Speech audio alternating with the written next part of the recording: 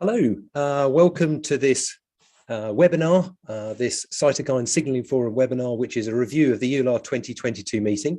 My name's Chris Edwards. I'm a rheumatologist in Southampton in the United Kingdom, and it's a real pleasure to welcome you to this meeting. And for those of you who went to EULAR and would like to see a little bit more from the Congress, and for those of you who didn't go or attended virtually, hopefully the next hour will give you an update across rheumatoid arthritis, spondyloarthropathies, and also psoriatic arthritis. Okay, so I'd like to introduce you to the rest of the faculty. So we have a wonderful faculty with us tonight. Dr. Sophia Ramiro. Sophia I'll introduce more formally in just a moment when she's about to speak, and also Professor Frank Behrens as well. So thank you very much, both Sophia and Frank, for joining us. Okay, so here briefly are our disclosures. I'll just give you a moment to look at those.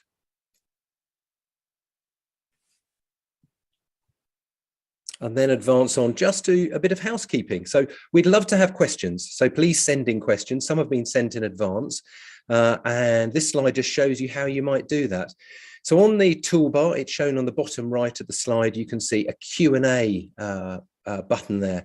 And if you click on there, the Q&A button is the one to get questions to us, because at the end of each of the presentations, we're going to have a chance for discussion, and it would be wonderful to have as many questions as possible. On the right-hand side is a chat function. The chat function is not for the questions you want to send us, but it is for any technical problems you might have. So reserve the chat button for any technical problems, and the Q&A for the questions that you want to send to us. So here's the running order. So I'm going to spend a little bit of time thinking about rheumatoid arthritis and JAK inhibitors, both safety and efficacy. Then Sophia is going to talk about axial spondyloarthritis, looking at efficacy of IL-17 and JAK inhibitors. And then Frank will finish off with cytokine signaling and treatment targets in psoriatic arthritis, so a good spread of inflammatory arthritis for this webinar. Okay, so I'm going to kick off. And the first thing I'd say is it was just fantastic to be back at a live Congress after 2 years without the EULAR Congress. There we were in a meeting that had several thousand people and the ability to interact with colleagues. And it allowed us to share ideas, attend sessions, and there were a number of interesting sessions and a whole number of abstracts. From the point of view of rheumatoid arthritis, if I think what are the highlights that I'm going to look at, there was quite a lot about safety, which comes out of the oral surveillance data. There were new recommendations, which I'm going to talk about in a moment, EULAR recommendations for the management of rheumatoid arthritis.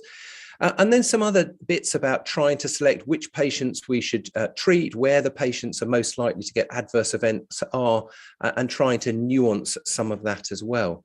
So let's kick off with the first of my slides, and that's thinking about EULAR recommendations on the management of rheumatoid arthritis.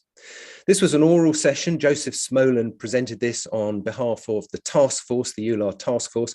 And I think this is probably the 5th iteration now of the recommendation. So every 3 years or so, these are updated. There's a systematic literature review, and on this occasion there was one on efficacy, there was one on safety, but there was also one on glucocorticoids. And I think the background for any changes that I'm going to highlight in a moment were twofold.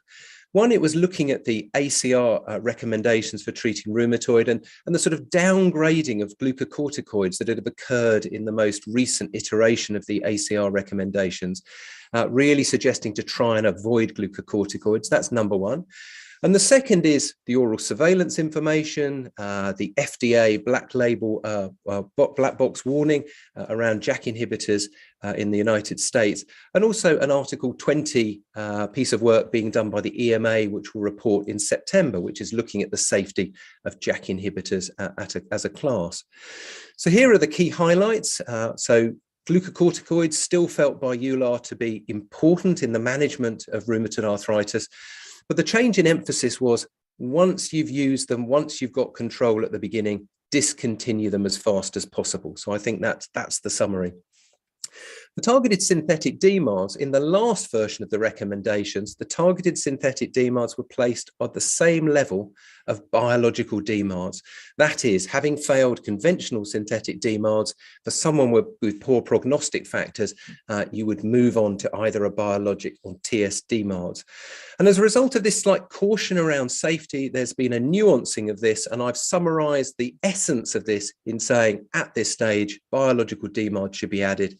JAK inhibitors may be considered, but you need to think about the potential risk factors when you're going to do this. So I think that summarized it. That was a great session. People were standing outside, gathered around screens. There wasn't enough room in the lecture room. Okay, now I'm going to go through a few oral abstracts and posters as well. And there's a few themes around this. So this is about thinking about baricitinib, and it's about discontinuation. And one of the themes that's come out about JAK inhibitors over the last few years is this suggestion from some of the data that maybe people are likely to stay on a JAK inhibitor a little bit more than on other mechanisms of action, other biological therapies. And of course, discontinuation is a nice measure in the real world. It allows us to sum up efficacy and safety and availability and tolerability all in one, slightly dirty, but a measure of people continuing on the drug over time. So this was presented by Rika Alton from Berlin. This is the European part of a big international study called RA-B-REAL, and they looked at 12 months. Two cohorts, those on baricitinib and those on other biologics or targeted synthetic DMARDs. And I think from the point of view of discontinuation, if you look at top right, over on the right-hand side there of the slide, you can see cohort A, you'll remember that's the baricitinib, 26% discontinued by 12 months. And in cohort B, this was the other biologics and targeted synthetic DMARDs, 44% had discontinued at that time. So it's sort of carrying on with this idea that maybe discontinuation is favorable for JAK inhibitors. And of course, this was specifically around baricitinib data. Okay, so moving on. This is now a little bit about filgotinib. Now, I don't know about you, but I have less experience with using filgotinib, I guess because of when it came to the market. And so it's interesting to look at some of the long-term extension studies. And there were a couple of posters looking at this. This is the population that were the methotrexate inadequate responder patients who went on to either filgotinib or adalimumab. And then they were swapped over into having filgotinib, both of those groups, either the 200, the standard, or the 100 milligram dose, and followed over time. And because I have less experience with filgotinib, it's interesting to look and see what were the adverse events over time. Did anything change? No particular other signals that came up, apart from just to say that the individuals who had the least adverse events were those that actually had adalimumab and then went on to the lower dose of filgotinib. And then also, if you looked at efficacy, that favoured those who were on the 200 milligrams or ended up on the 200 milligram doses of filgotinib. So this gets back to the nuancing of safety and efficacy. Okay, next. So this is a post-hoc analysis of a study that's been published before. So Select Choice was published a couple of years ago. This was a biologic inadequate responder group of rheumatoid arthritis patients who were either given upadacitinib or abatacept. So it's a head-to-head study. And the summary of that study was that the upadacitinib seemed to be generally superior. but there were a few more adverse events. And this is now trying to pull out some of the extra detail around this study in regard to the component parts of the ACR and some of the other scores, but also looked at Boolean remission. And you'll remember that's shown over on the right-hand side of the slide.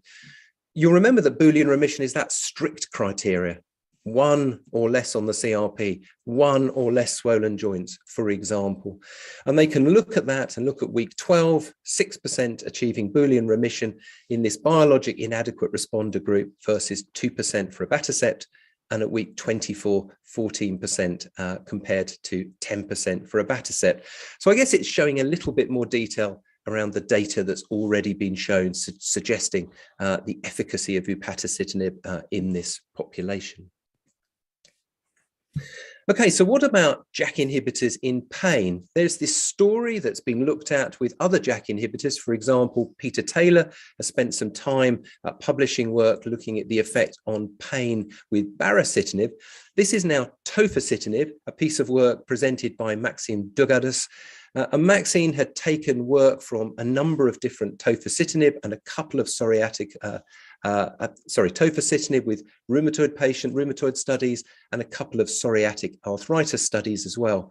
And then what they looked at is they looked at patients who had abrogated inflammation. So what they were trying to look at is patients who had been treated with tofacitinib, the inflammation had been reduced, and they defined that as having no tender joints and a CRP of less than 6. And then they looked at the effect in those patients on pain. And that what they were trying to get to is how much of the pain improvement seen with tofacitinib was due to controlling inflammation and how much might be over and above that. Now, if you look over on the right-hand side, you can see the mean values for pain at month 3 in the rheumatoid arthritis patients. This held up better for rheumatoid. It was a bit more difficult to see this effect amongst the psoriatic arthritis trials. And you can see those median values for pain for tofacitinib and adalimumab, 17 and 19 respectively. But for placebo, 33.5. So Maxine said, as a result of this, the feeling was that there was some effect on pain, particularly for tofacitinib and the anti-TNF inhibitor that was over and above pain. So it fits in with that previous work around baricitinib. Okay, so this is the start now of thinking about safety and thinking about oral surveillance. And there were several studies, pieces of work, either posters or abstracts, that looked at oral surveillance and did various different post hoc analyses. And I'm going to show you a couple of these. And oral surveillance also influenced a number of other studies as well in terms of the populations that were looked at. Often studies for safety were cutting populations by that population in the oral surveillance study of greater than 50 and at least one cardiovascular risk factor. And what they were trying to do in this post-hoc study is look at the effect of disease activity on the likelihood of having adverse events, including MACE events and also VTEs as well. And perhaps not surprisingly, they showed an association between increased disease activity and the likelihood of having these events. And I think we're understanding this more, aren't we? For a long time, we've known that disease activity being high was associated with more infections, for example. And that's important in the discussions we have about the relative risks of a drug and the relative benefits of the drug. But the authors for this piece of work summed up at the end by saying that analysing this, looking overall, it gave more information that supported a treat to target approach, because you not only control the disease activity of the rheumatoid, but you seem to reduce some of these other MACE events as well. They didn't draw a particular conclusion around differences between TNF inhibitors and tofacitinib.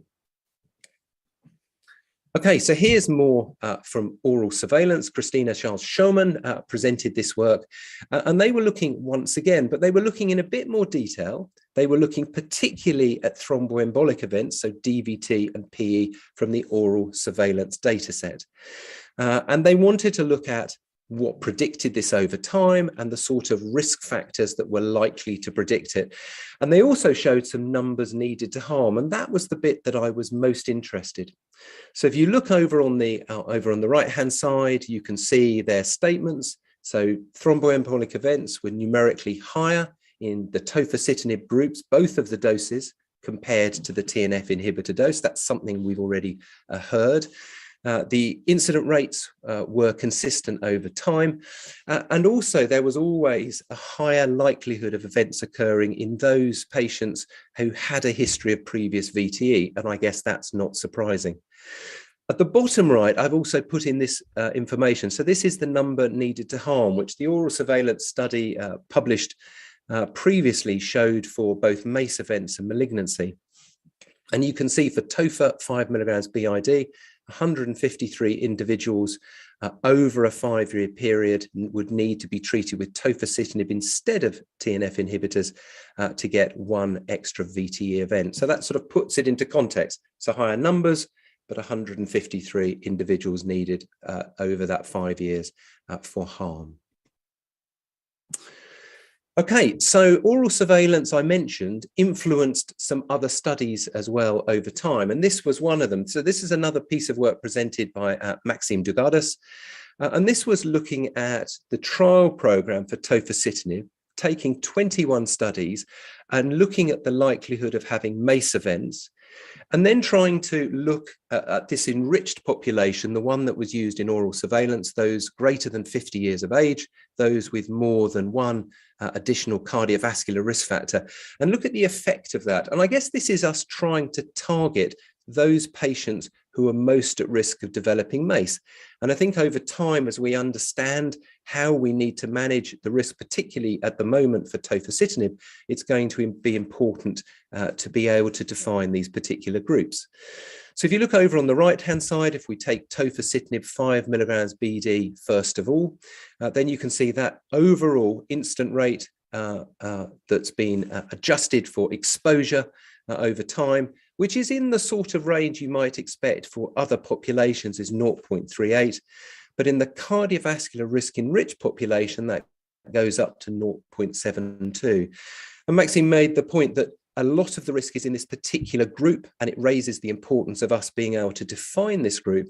And I think this comes back actually to the EULAR recommendations for the treatment of rheumatoid, with this statement around be aware of the risk and make your judgment about treatment using JAK inhibitors on the basis of the risk of the individual in front of you. Okay, few more. This is the jackpot study. This is thinking at discontinuation rates as well and tolerance. So I've mentioned discontinuation for JAK inhibitors already. This is a big international study. This is looking at the registries across Europe, so 90,000 plus treatment causes. It's real world. It's a number of different JAK inhibitors, and then it's trying to look at the likelihood of discontinuation, not all cause discontinuation, but particularly to adverse events. And it's trying to pull out, because it's comparing again between JAK inhibitors and other mechanisms of action, such as other biological therapies and TNF inhibitors, to see if there's any difference in the likelihood of discontinuation between these groups. If you look on the right-hand side, you can see the hazard ratios, the likelihood of having these events, very similar between JAK inhibitors and TNF inhibitors. And then you can see between JAK inhibitors and other mechanisms of action. So that's things like interleukin-6 inhibition, for example. And the authors mention the fact that this is just very similar between the two groups over time. So maybe that data is reassuring from the point of view of JAK inhibitors. Okay, and then the last one I'm going to show, and I think we're making good progress. So this is from Vigibase. Now, I hadn't come across work with Vigibase before. For those of you that know, I apologize for explaining this, but this is a big WHO database. People can report adverse events as physicians, but they can also do this as other healthcare professionals, and also patients can report as well. And what the authors from France wanted to do was to look at the reporting of MACE events and VTEs in JAK inhibitors, so JAK inhibitors compared to TNF inhibitors, looking at this enormous global database. And of course, this also comes out of the oral surveillance study and trying to get a handle on risk from as many different databases as possible. Now, they looked at a large population. You can see here, they pulled out the patients and looked at the number of events that were reported, which you can see on the right-hand side. And they did a couple of interesting things over time. So they looked at this disproportionality analysis, which identified an increased risk of reporting of VTE events in JAK inhibitors compared to TNF inhibitors. But actually in the presentation, one of the most interesting things they did was they drew these events along a timeline on the x-axis, and they marked where the first report from VTEs came, the first Dear Doctor letter back in 2019, and then the concerns that were raised from the later oral surveillance study around MACE inhibitor, MACE events, and also a malignancy as well. Their conclusion from that was some of the increase in reporting, particularly around VTEs, occurred prior to this. And as a result, they said, well, maybe this shows that some of this event reporting is true. So it's another way of looking at it. There's a number of limitations for looking in this particular way, but another piece of interesting information, I think. So I've covered a number of different areas. New rheumatoid recommendations from EULAR with some slight changes around positioning of targeted synthetic DMARDs, JAK inhibitors, and then a lot about safety and a little bit about real world evidence and discontinuation rates in general for baricitinib, and then around other JAK inhibitors from the JAKPOT study as well. Okay, so those are my slides, and it would be wonderful to turn to my colleagues now, both to Severe and to Frank. Hello to you both, and to see whether you had any particular highlights that you thought from the rheumatoid section, anything that stood out from the things that I've been mentioning, any information that we haven't covered that you think that was key from the meeting. Maybe I'll start with Frank first. Yeah, I think maybe it was an elegant summary of some of the topics and highlights discussed. I think, of course, oral surveillance is still the elephant in the room.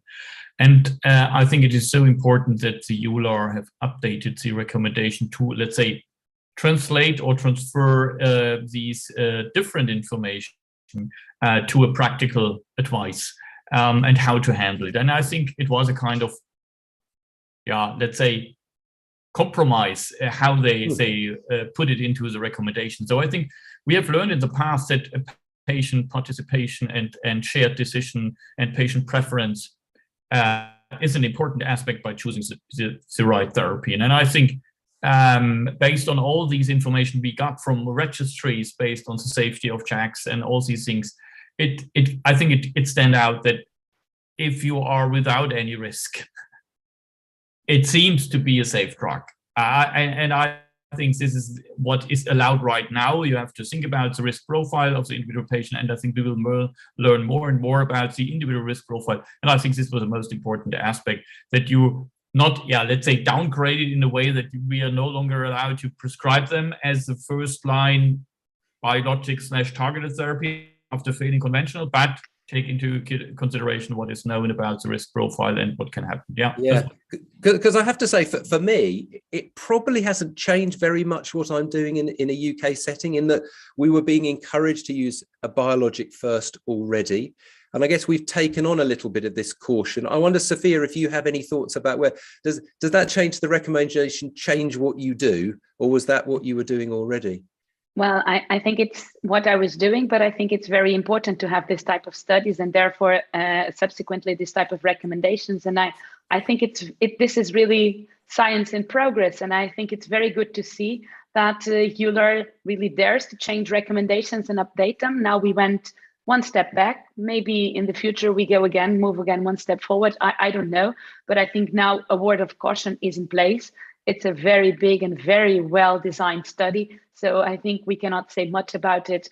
Eventually, we can raise questions that are not answered by it, and that would need another study to answer it. But when being faced by such an elegant study showing this safety signals, I think we need to pay attention to them. And also all has to do about risk stratification, as you were saying, and all has to do about the options that there are for a patient. A completely different setting is a patient that is naive to biological or targeted synthetic DMARD treatment. And therefore, if we have other 20 options, maybe we are not going to start by one that eventually has more risks.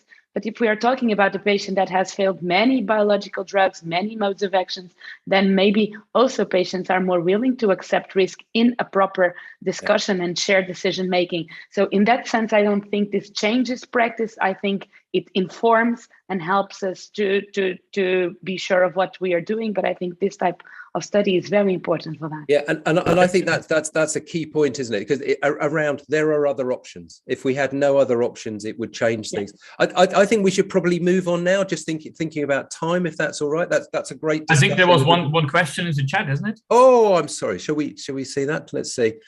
Do you consider that high disease activity performs as a confounder when we add? Well, I guess high disease activity will make the likelihood of adverse events higher in itself, whatever we do. And so, and that's what was shown from one of those post-hoc analyses from the oral surveillance studies. So taking disease activity into account when you're assessing risk, I think is going to always be important in the statistical analysis. So yeah, I agree. I think it certainly could be. On the other hand, that same confounding effect will happen in the TNF inhibitor arm. Yeah, you're right. So I don't think that fully explains, although in daily clinical practice, of course, we have to pay attention to high disease activity that can contribute to adverse events and certainly to cardiovascular events. Yeah, but one question is still open. Is this a risk for the JAKs, or is this less protective effect? Exactly. Is it? Yeah, because this is a relative study. We can't tell that completely. But even even one. Yeah, sure. We want to have the best outcome for our patients, independent whether it's protective or no risk. It doesn't matter. In the same way that sometimes I want to continue with methotrexate because I think it's cardioprotective. Yeah, so are all it's the same discussion in psoriatic or in spondyloarthropathies when discussing about IL-17 and IBD. So yes, if it's not inducing a new IBD, but all the others will protect you, it's still a weakness. Yeah, fantastic. Anyway. Okay, I suspect we could talk about this for the whole session, but I think we should move on. So I'm going to introduce more formally Sophia. Sophia, Dr. Ramiro is a consultant rheumatologist and senior researcher at Zuiderland Medical Center and the Leiden University Medical Center. And actually, when you look at Sophia's CV, she's done lots of things, lots of task forces, lots of fantastic work. We've worked together on projects, and I'm sure you're in for a treat when she reviews now IL-17 and JAK inhibition in the treatment of axial spondyloarthritis. Thank you so much, Sophia. Thank you very much, Chris, for this very kind introduction. So it is indeed my pleasure to now review a bit of what was presented at EULAR. There was a lot in axial spondyloarthritis, and I had the honor to start with the presentation of the update of the ASA's EULAR recommendations on the management of axial spondyloarthritis. So in the same session that rheumatoid arthritis recommendations were presented that Chris just summarized to us, we also presented the recommendations for the management of axial spondyloarthritis. Here is the updated treatment algorithm, the complete one, and I will highlight a few things. It's split in 3 phases, just like it was before. And the first phase on the top of the algorithm, there are not really many changes compared to the previous version of the recommendations. Nevertheless, that doesn't mean that this part is less important, especially in axial spondyloarthritis. It's never enough to emphasize how much non-pharmacological treatment is important. And then moving to the phase 2, so when patients have failed the first line of treatment, which is NSAIDs, then we have criteria to identify whether patients are eligible for treatment with biological or targeted synthetic DMARDs. So this criteria have already been defined before, but now they were expanded also to treatment with targeted synthetic DMARDs. So we start with the diagnosis of axial SPA. We have specific criteria that are predictors of response, namely elevated CRP or a positive MRI of the sacroiliac joints, identifying bone marrow edema, or radiographic sacroiliitis, the last one not being a predictor of response, but being here because of historical reasons, because the first trials were conducted in patients with radiographic axial SPA or ankylosing spondylitis without additional criteria. Afterwards, we have failure to treatment, so NSAIDs for all patients, and eventually glucocorticoid injections for patients with peripheral involvement, and eventually a treatment trial with sulfasalazine if patients have peripheral involvement. Then we have the definition of high disease activity. And here there's a novelty in these recommendations because after more than a decade of accumulated evidence showing the superiority of the ASDAS in the assessment of disease activity in axial SpA. We have now decided to define high disease activity based on the ASDAS of an ASDAS of at least 2.1. And before it could also be defined by the BASDAI, but due to the superiority of the ASDAS, this is the clear recommendation to use the ASDAS, and also a positive rheumatologist opinion that the patient will benefit from treatment with biologic or targeted synthetic DMARDs. So moving on the algorithm, if we have a patient with active disease, as I explained to you, fulfilling the criteria I just mentioned, then the recommendation is to start either a TNF inhibitor, IL-17 inhibitor, or JAK inhibitor. However, the task force felt it was important to emphasize that the current practice is to start a TNF inhibitor or an IL-17 inhibitor. And why? First, because we have decades of experience, especially with TNF inhibitors. Also with IL-17 inhibition, we have more experience in axial spondyloarthritis, which translates in having used it in patients that are usually not included in RCTs because they are patients with more comorbidities. And that means also having more accumulated safety data on these drug classes, so TNF-I and IL-17I. Also, the oral surveillance data that Chris just presented to us, although being conducted in rheumatoid arthritis, and although we are not sure whether there's an effect only in RA or also in axial SpA, where patients are usually younger and have less comorbidities. Nevertheless, that also influence the positioning of the drugs, and therefore JAK inhibitors come at a later stage. Then we have two calls of attention for extramusculoskeletal manifestations, which now make new recommendations. So in patients with history of recurrent uveitis or active IBD, then there is preference to use a monoclonal antibody against TNF. And when there is significant psoriasis, IL-17 inhibition is preferred due to accumulated evidence showing that this preferred modes of action is superior.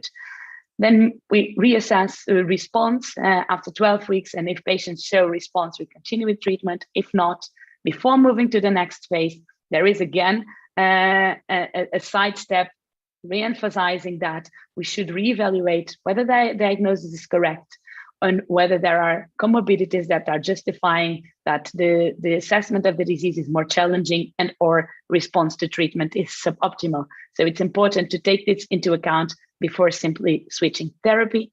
If active axial SpA is confirmed, then a switch to another biological DMARD or JAK inhibitor is recommended. Again, response is assessed, and when patients have sustained remission, then the tapering of biological DMARDs should be considered.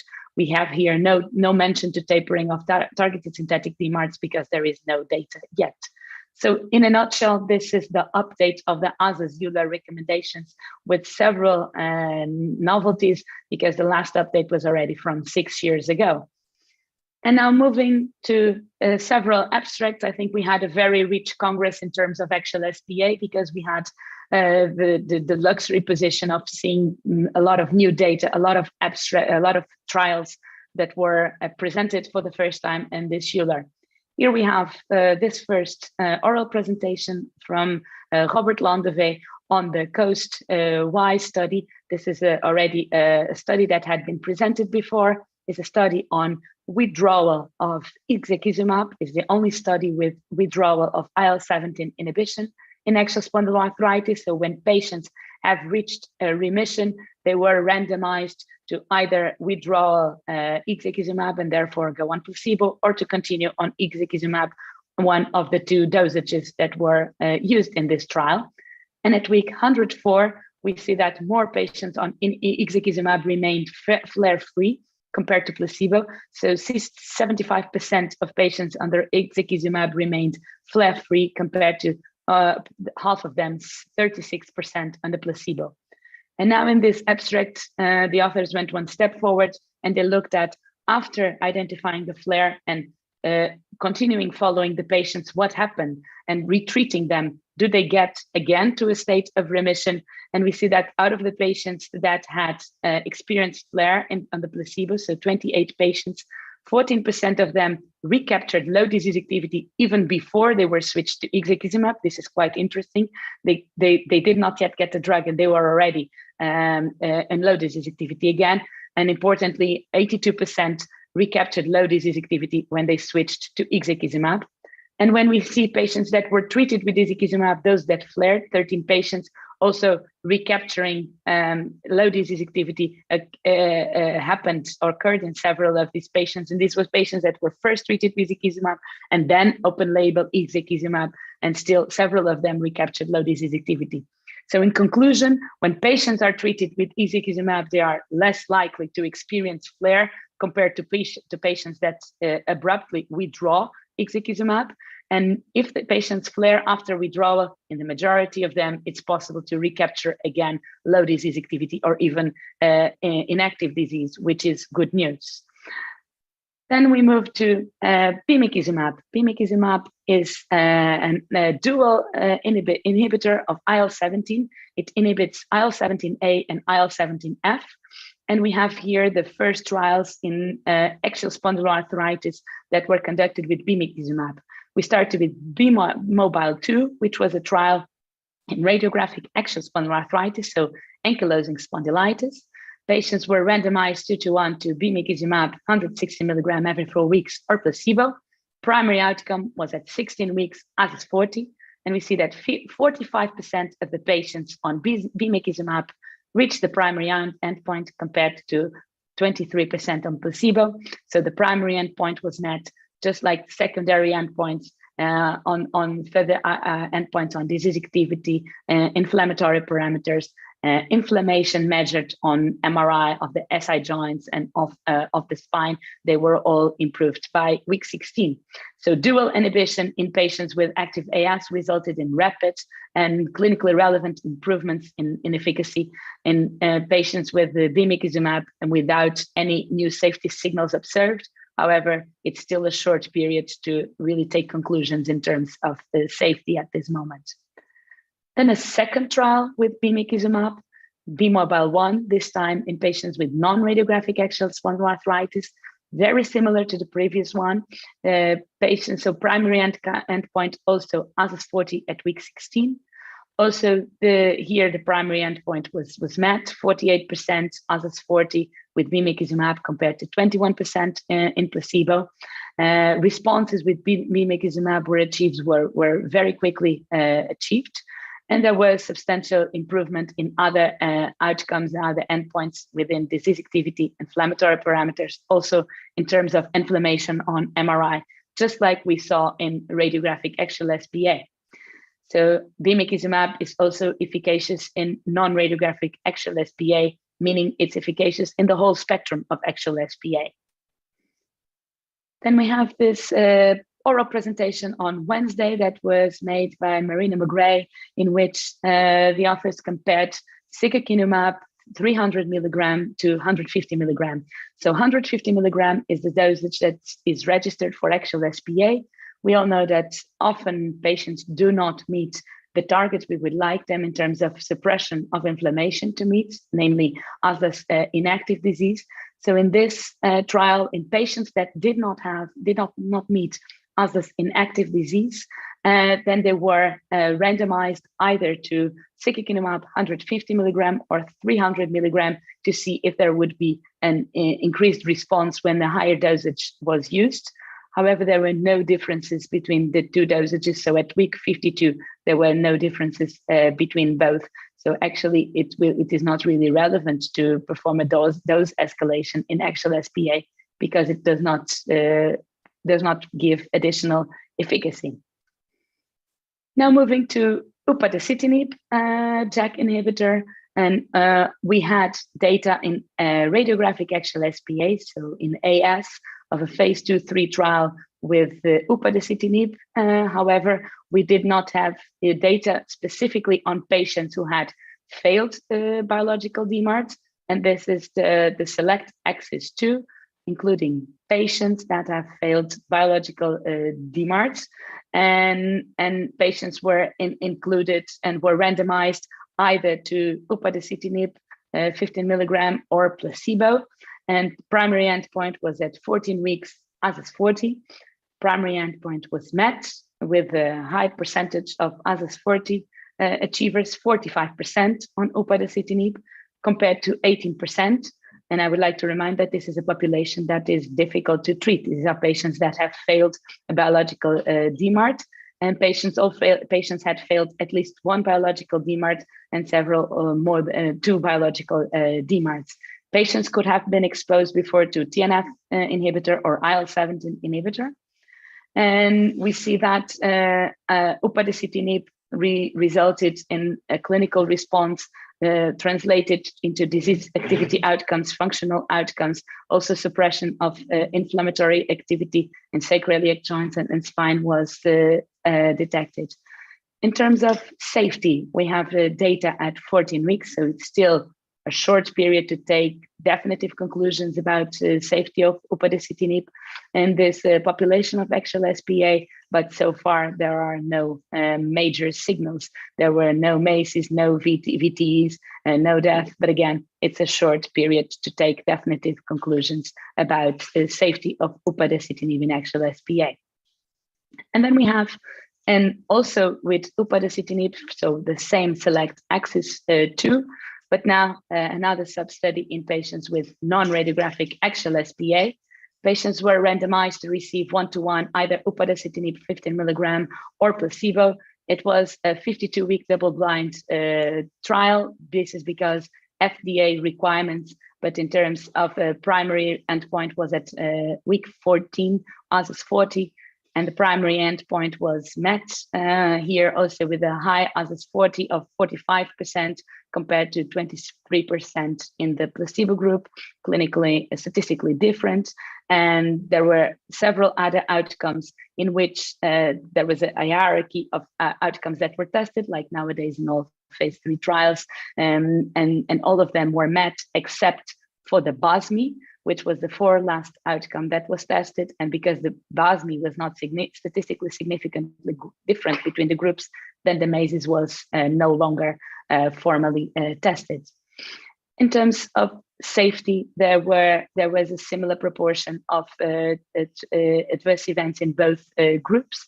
Again, we are talking about 14 weeks, which is not yet enough to take definitive conclusions about safety of upadacitinib in axial SPA. But again, it has been shown that upadacitinib is efficacious in the whole spectrum of axial SPA, has been shown efficacious in patients with radiographic axial SPA, patients with radiographic axial SPA who have previously failed biological DMARDs, and also patients with the non-radiographic axial SPA.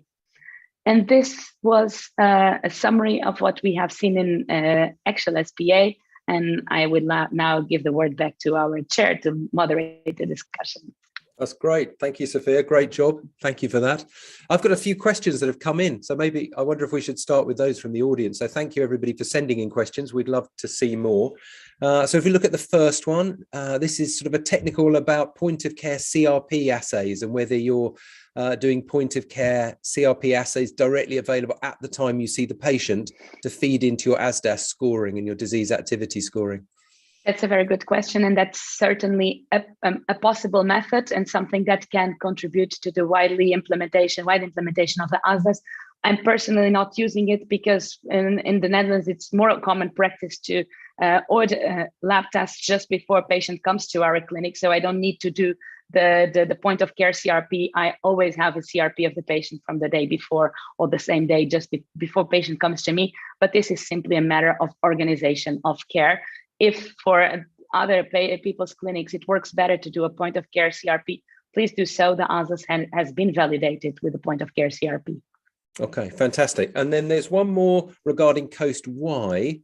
Over 40% of the withdrawal kept low disease activity without treatment.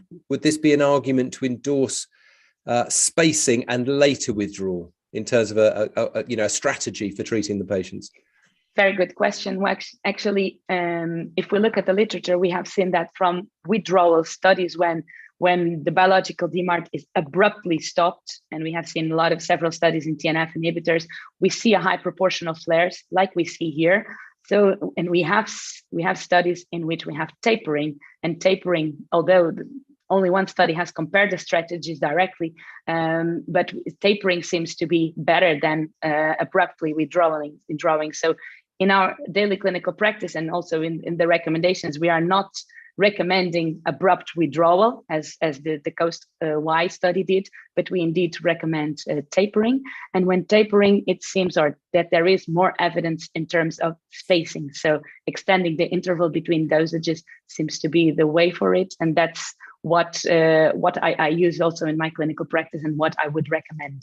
Okay. It's important to do it slowly and assess disease activity, reassess before continuing, because if we do it too fast, then we take high risks of having high proportions of flare, which is unnecessary if we do it slow. Okay, that's great.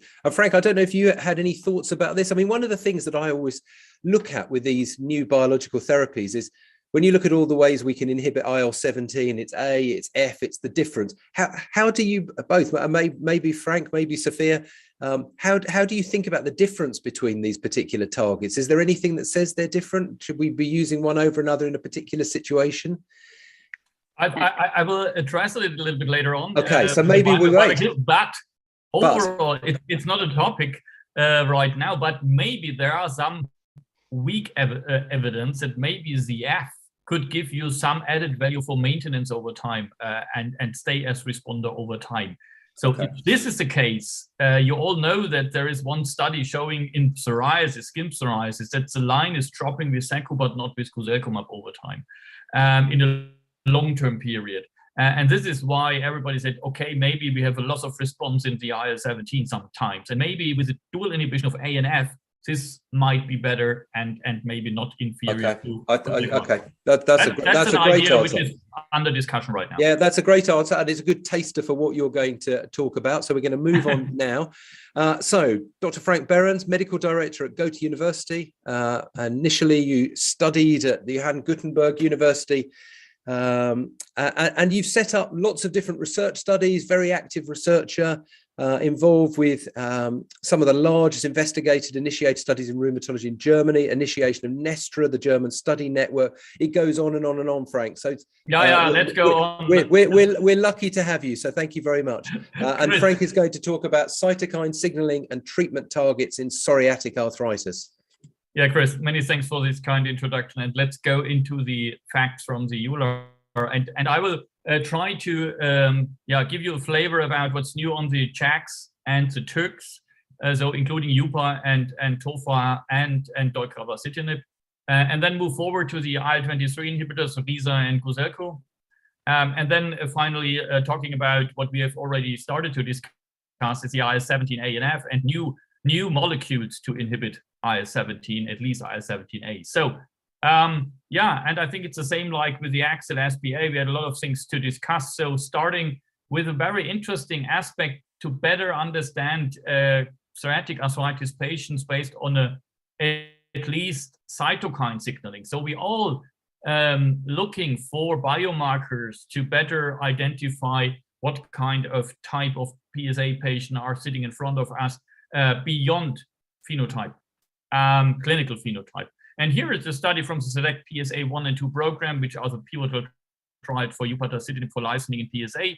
And this is from Ian McGuinness group, an analysis of patients to look for their cytokine signaling in both a non-biologic DMARD inadequate responder and those biological DMARD inadequate responder PSA patients.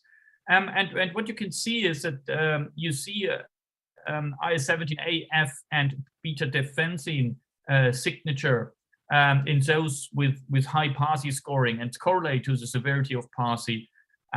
But if you look for those patients who were more, let's say, IL-6 driven molecular or cytokine phenotype, then you see a correlation to DAS28 independent from the IL-17. To be honest, for me, it looks a little bit that one is a little bit an RA-like phenotype, which is reflected by IL-6, maybe with a high number and high volume of synovitis, and the other is a more NTCL1, but that's my speculation. But I think it's an interesting thing to have these, let's say, pattern by making analysis of the cytokines. And in the second part, you see in BMARD inadequate responder, this clear discrimination is gone already. Gives you also a flavor that if you have already treated with a biological, your cytokine phenotype will change. But of course, it's a little bit self-explaining. If you give pressure to one of the pathways by either blocking TNF or blocking IL-17 or 23, this will modify your underlying cytokine signature. But give us an idea that maybe in the future we will be able to have new biologics, new biomarkers for targeting therapies.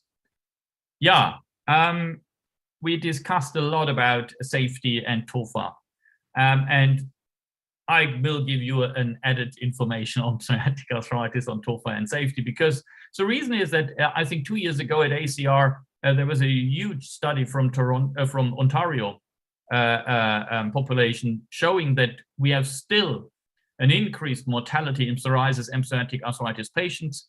And this increased mortality is driven mainly by cardiovascular events in younger ages. And therefore, it's clear that everybody is interested in whether psoriatic arthritis patients treated with TOFA has a specific risk and how we can better understand it. Here is an analysis of more than 4,400 psoriasis and PSA patients from these long-term extension studies performed with tofacitinib over time. And they looked for major cardiovascular events. And the outcome was mainly if you have a very high risk scoring overall with traditional risk factors, in addition to psoriasis and psoriatic arthritis, then you are at the highest risk to get a major cardiovascular events. And I think it's a little bit the same story with malignancy. Come to the conclusion that it's the same like an RA. If you have a very high risk for these individual events and you give TOFA, either it is in risk or you will not be properly protected from it, from getting these events, but no new information that maybe major cardiovascular events are happened in PSA patients without any specific risk from the traditional risk factors for cardiovascular events. So maybe you all know that deucravacitinib is a little bit different within the JAK family. So you all know that TYK2 is part of the JAK family, but it's different from JAK 1, 2, and 3. And deucravacitinib is binding to the regulatory domain of the TYK2 and works via conformal changes of the receptor and therefore differs a little bit and also has demonstrated in the past a very good safety profile and no lab changes, no reduce in hemoglobin, no changes at all. And they look now for 52 weeks, which is 1 year data now, to see whether any safety signal came up, and it's not. So they confirmed the already known good safety profile of deucravacitinib. I don't know whether it's a superior safety profile compared to TOFA. We can discuss it later, but it's a different mode of action. It binds to different domain and has no relevant changes in the labs. And this was confirmed in a 1 year study, but also they confirmed the responses. So if you look to responses, we not only want to see responses of one individual domain in PSA, we want to achieve a target, which is minimal disease activity, for example. MDA, you all know it.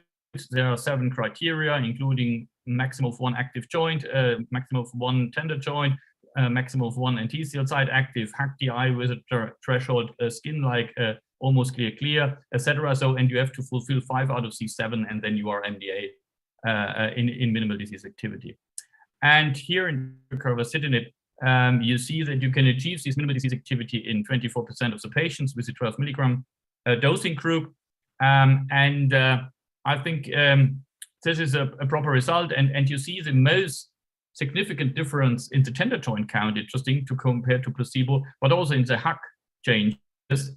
So yeah, it works out. Maybe it's the effect size is a little bit lower than what we can see in others, but this is only 203 patients and randomized 1:1:1.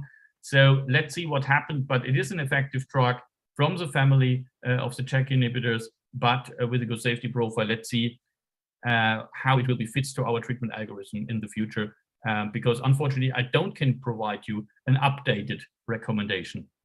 So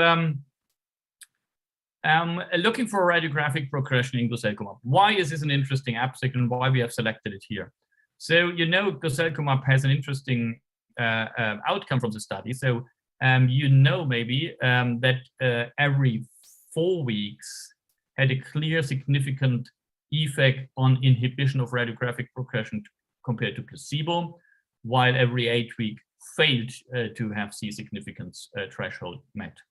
So this is why we are now in the situation to be able to either treat our patients with the every 4 weeks, and in those with a high risk for radiographic progression, you do it every 4 weeks, and in all the others every 8 weeks. And here they look for 2-year data, and they have still data right now that the progression of joint damage can be protected by guselkumab, and interestingly, you see it across all the different characteristics of the Van der Haarte-Sharp scoring systems, those joint pain, everything, erosive disease, and all these things. And it is linked to the control of the disease activity. And this is a take-home message. So they were linked to clinical outcomes. And if you achieve, for example, MDA and were a responder, because we discussed already MDA, then you have a very low probability that any radiographic progression will happen. While if you're a non-responder, you have a high risk for having any progression. And this is the same, for example, with HAC, great, good response, interestingly, and with other domains as well. So, but not with the ACR 20, but also with the ACR 70. So I think it's a little bit, again, self-explaining. So if you have a high threshold of clinical control achieved, then the risk for getting progression is very low. So I think the strengths of the IL-23 inhibition, specifically with guselkumab, was in the past in short-term studies and in small numbers, that the safety profile looks excellent.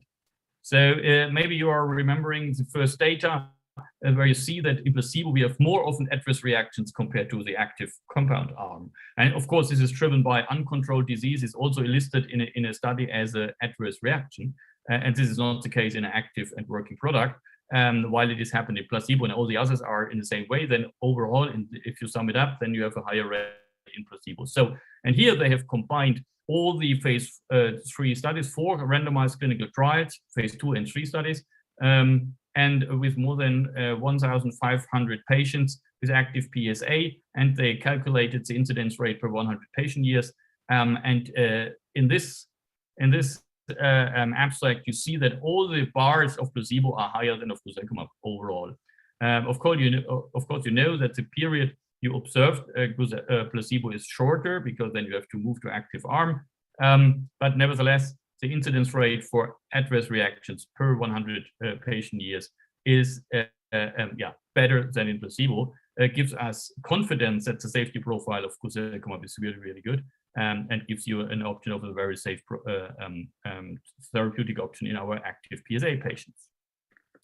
So moving forward from guselkumab, IL-23 inhibition to keepsake 1 and 2 study, which is risankizumab in active PSA. They looked in this abstract presented by Joseph Merola about whether they had is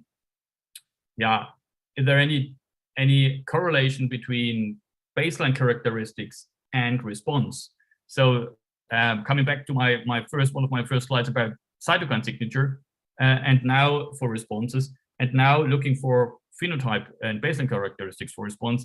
And unfortunately, you see nothing. So you see these greater proportion of patients achieving ACR 20 in all these different domains. There's no clear hint whether it links to BMI, links to age or sex and others.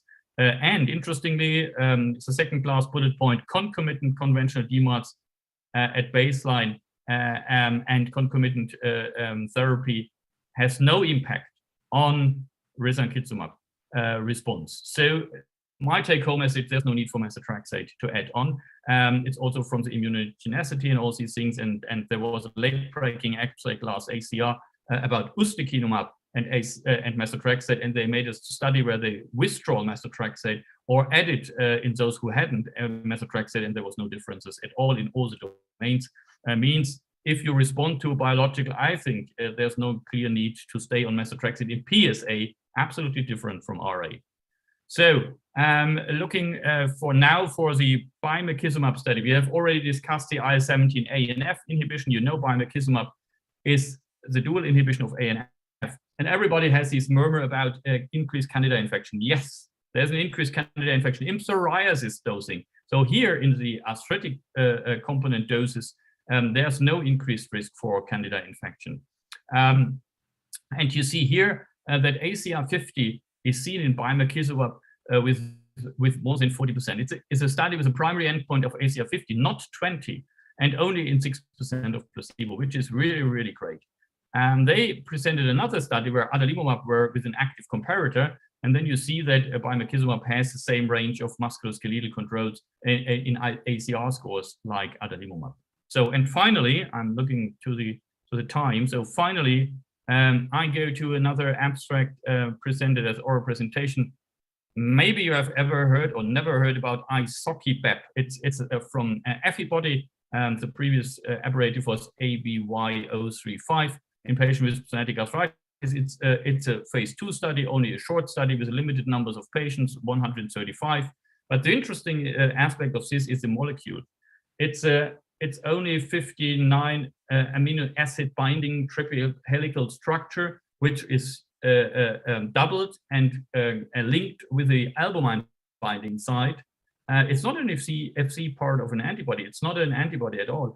And they link to an albumin, and albumin homes in inflamed tissue, and they hope to increase the effect size by homing this drug in the inflamed tissue. And they met their primary endpoint. ACR 50 was achieved in more than 50% of the patient with the higher doses group. There's no dose-limiting toxicity seen in the product, and they will increase the dose with the next program, and they join with the US company Acceleron, and they will build up a new phase 3 trials to see effect in psoriatic arthritis with higher doses. And with this, I think we are just in time and hopefully had some time for 2 or 3 questions. Thank you so much. That's fantastic. Thank you very much. So I was just thinking about the things that I take from all of that. So I have to admit to sometimes, we mentioned it already a little bit, getting confused about all these different antibodies against different targets and where to fit them in. And was there anything from the stuff that was presented at the EULAR conference that helps us to say, I'm going to give these patients this particular mechanism of action, or is it just they all work pretty well? The 23s and the 17s do better on skin than the TNF probably. What do you think? There was a lot of discussion about, again, like in RA, in PSA, it's the same, whether we achieve this kind of ceiling effect based on our tools we are using. And I would say no. And my strong argument against is the data from the SELECT PSA program with UPAR. Because in the UPAR study, it was allowed also to have the 30 milligram UPAR, which is not licensed anyway, but it was part of the study. And in 30 milligram UPAR, you see a significant superiority against adalimumab in PSA outcome in ACR responses. And this gives me a hint that there is a chance to achieve more than what we have. And it's not based on the limitation of our tools, etc. But therefore, I think we can increase our outcome. But I think you all know the strengths and the weaknesses of the different antibodies. I think IL-23, maybe we can discuss with Sophia about axial involvement in PSA. By the way, several abstracts talked about differences in axial involvement in PSA compared to axial SPA. But to be honest, it's not a new story. I think there are many papers out in the past in the textbooks that you have more pseudosyndesmophytes, it's more discontinuing, not only iliosacral joint involvement and all these things, but nevertheless, a lot of MRI data, and so it's different. But nevertheless, the strength is IL-17 on the axis, weakness on the gut, vice versa, IL-23 strength is in the gut. All these things have to be taken into consideration. Interesting is, but when we think about the JAKs, MACEs, prevention of major cardiovascular events, compared to TNF and other antibodies, I have no clue whether TNFs are still superior in preventing myocardial events compared to 23 or 17. Mm. Was there anything in the meeting? Did anyone see anything about combining things? You know, we talk about this threshold, this ceiling of effect. We can get this far, but no further. And certainly in skin disease, there are some combining different things, aren't there? And was there anything at the meeting? I didn't see anything that I came across where people are combining mechanisms of action. A very old-fashioned study in psoriatic arthritis combining methotrexate and leflunomide, which works out pretty nice. So this combination was really superior to methotrexate only, and methotrexate had in a range of 28% ACR, means it's in a range of placebo. I don't know, because you all know I'm very critical in SPA methotrexate use, but added leflunomide achieved a very high threshold of MDA. Okay. But not combining new mode of actions. Yeah, Sophia, go ahead. This also emphasizes exactly that we need head-to-head trials. I think it's we need to raise the bar and get rid of only looking at placebo-controlled trials, which happened because of regulatory requirements, but that's it. They only fulfill the purposes of regulatory requirements. Being superior to placebo when we have 20 other options at the moment does not necessarily all the time mean it's fantastic. It's a very good first step, but actually afterwards, in order to feed these discussions, we need data.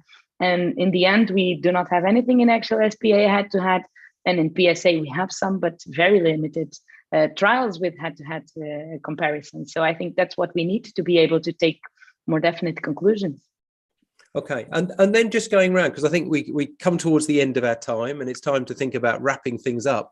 I just wonder if there's one other thing, one key message that you saw at the meeting. Maybe while you're thinking about it, I'll just start with one. So I was in one of the sessions looking at vaccines for COVID, and we had a bit more of a general discussion about vaccines in general. And there was some nice work presented by Norwegian colleagues showing that for our patients who don't always respond because of their immunosuppression and their disease activity to 2 COVID vaccines, most of them, if they get a third, do pretty well. And that sticks in my mind. That was in the EULAR newspaper, I think, on the second day, and got some attention. So that's my one. Do maybe Sophia next, and then Frank, is there one thing that you have in your mind as a key takeaway for people? Well, I think I now immediately I'm being surprised with this question, to be honest, to immediately say something different than what we have just discussed. I would not like to repeat a lot of what we have discussed, but I think oral surveillance and all sub-analysis around it, and all analysis emphasizing the risk factors and the profile of patients, is really a hot topic at the moment. And I think we will continue seeing more of that. And I think that that's very important to help us identify the right candidates for the right treatment. Yeah, I think that's a fantastic take-home message. And Frank? Yeah, I think overall, across all indications, the aspects or the chances of a kind of disease interception in an at-risk population is a hot topic, to be honest. I think in psoriatic arthritis, psoriasis patients, to stop them to move forward to a psoriatic arthritis phenotype. In RA, it's at-risk population based on different antibody profiles or early signs of inflammation. There was a study from Erlang colleagues with abatacept, and seen after 18 months, there's still a significant difference after half a year of abatacept treatment with the onset of a full-blown clinically active RA. I think disease interception, early intervention in at-risk, this is a topic which come up in the future. I totally agree with you, Frank, but I would like to give a word of caution of over-treatment. That means, imagine how many patients do need to be treated without having an outcome have one that saves an outcome. So I think we have to also keep an eye on that. At research setting, those studies are very important. We have to be careful to translate them to the daily clinical practice. I fully agree. And especially in PSA, we know that MRI positivity can resolve without any intervention next time if you repeat the MRI. Don't treat an MRI finding. But interestingly, I think I fully agree. And the challenge right now is not only a question of the mode of action of a product, it's also the question how we can increase the probability of biomarkers that this individual patient will develop an arthritis. If you find a profile that 90.8% will developing the full-blown clinical active disease in 2 years from now, then of course everybody would agree, let's treat. If it's only 50%, I'm fully with you, Sophia, then it's absolutely overtreated. And this is the challenge we have. So it's not only the product, it's also the biomarkers to identify the probability to achieve to get the disease. Yeah. Fantastic. Great discussion. Okay, well, I think we need to wrap up now. I don't know, the other take home was it was just wonderful to be at a congress with all my colleagues, to have coffee and a beer with people, as well as to discuss and listen to various presentations. We've covered some of those this evening. Thank you very much to Frank. Thank you very much to Sophia for taking part and your wonderful contributions. Thanks to all of you for attending. And the last thing for me to say is to remind you that the live stream version of this webinar is now available on the YouTube channel of the cytokine signaling forum. So thanks very much, everybody, and see you again. Yeah. Bye-bye. Bye.